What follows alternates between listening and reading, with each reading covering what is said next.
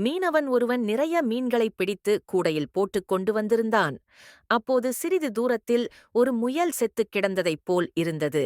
அதைப் பார்த்துவிட்டுச் சிறிது தூரம் நடந்து வந்ததும் மறுபடியும் முயல் ஒன்று செத்துக் கிடப்பதைப் பார்த்தான்.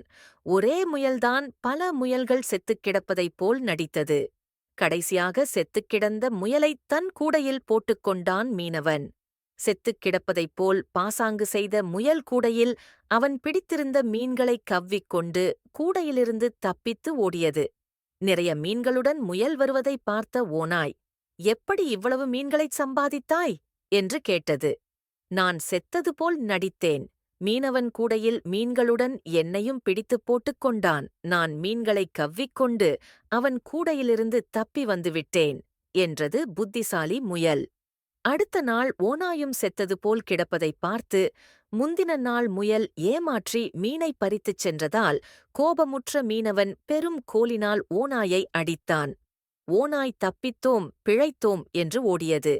புத்திசாலித்தனம் மட்டும் போதாது, சமயோசித புத்தியும் வேண்டும்.